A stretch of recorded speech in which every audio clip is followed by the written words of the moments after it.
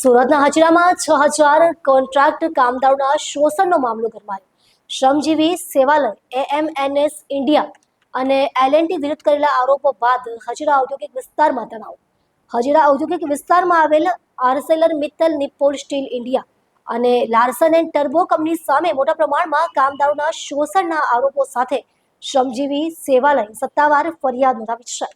આ સંગઠને આશરે 6000 કોન્ટ્રાક્ટ કામદારો સાથે કથિત અન્યાય અને શોષણનો મુદ્દો ઉઠાવ્યો છે. સેવાલયના પ્રમુખ નૈશ દેસાઈએ જણાવ્યું કે કામદારોને કાયમી કરવાના બદલે ગેરકાયદેસર રીતે કોન્ટ્રાક્ટ પ્રથા ચાલુ રાખવામાં આવી છે. કામદારો પાસે 12 કલાક કામ લેવામાં આવે છે, પરંતુ તેમને ઓવરટાઈમનું વેતન આપવામાં આવતું નથી, જે ફેક્ટરીઝ એક્ટ 1943નો સ્પષ્ટ ભંગ છે. ઉપરાંત કામદારોને લઘુત્તમ વેતન ન મળવા, પેમેન્ટ ઓફ વેજીસ એક્ટનો અમલ ન થવા તેમજ આંતરરાષ્ટ્રીય શ્રમ સંસ્થા ILOના ધોરણોની અવગણના થવાનો પણ આરોપ લગાવ્યો છે. ફરિયાદમાં એવો પણ દાવો કરવામાં આવ્યો છે કે કામદારોને ESI અને PF જેવા મૂળભૂત લાભોથી પણ વંચિત રાખવામાં આવી રહ્યા છે. નોંધનીય છે કે 26 ફેબ્રુઆરીએ પોલીસ કાર્યવાહી બાદ આ મામલો વધુ તંગ બન્યો હતો. શ્રમજીવી સેવાલયે આ મામલે નિષ્પક્ષ તપાસની માંગ કરી છે. સંગઠન દ્વારા કામદારોને તેમના હક્કો માટે શાંતિપૂર્ણ અને અહિંસક માર્ગે લડત ચાલુ રાખવાની અપીલ કરવામાં આવી છે.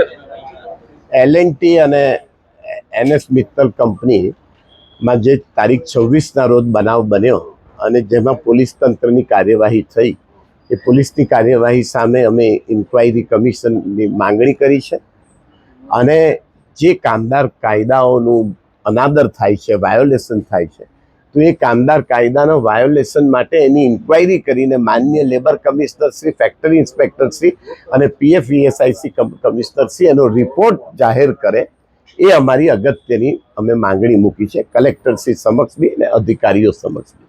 એ અમારી રજૂઆત છે અને અમે ILO, ઇન્ટરનેશનલ લેબર ઓર્ગેનાઇઝેશન અને હ્યુમન રાઇટ્સ કમિશન સમક્ષ પણ આ રજૂઆત કરીને અમે રિપ્રેઝન્ટેશન રજૂ કર્યું છે. આ બાબતમાં કોઈ સરકાર તરફથી તાકીદે કોઈ કાર્યવાહી નહીં કરવામાં આવશે તો અમે આ રજાઓ પછી ટૂંક સમયમાં અમે હાઈકોર્ટમાં રીટ પિટિશન દાખલ કરીશું માન્ય રાજ્ય સરકાર સામે અને આ બે કંપની સામે, એલએનટી અને એસએલ મિત્તલ કંપની સામે.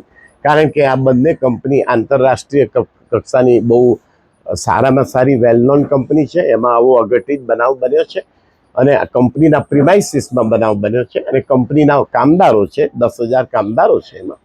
એટલે સુરત શહેરના 20 લાખ 30 લાખ જેટલા કામદારોની સલામતી, શાંતિ, ઔદ્યોગિક વિકાસ અને ઔદ્યોગિક શાંતિને પરસ્પર એકબીજાના સુમેળભર્યા સંબંધો જળવાઈ રહે, એ માટે અમને આ કાર્યવાહી કરવાની ફરજ પડે છે. સમગ્ર ઘટના હતી જેને લઈને પોલીસની કામગીરી નિષ્પક્ષ નથી રહી. પોલીસની કામગીરી પર થોડીક શંકા ઉપસ્થિત થાય છે કે કદાચ કંપનીના આગ્રહથી અથવા તો કોઈ બીજા કારણથી પોલીસે 1 રૂપિયાના ચોરને ફાંસીની સજા આપવાનો પ્રયાસ કર્યો છે.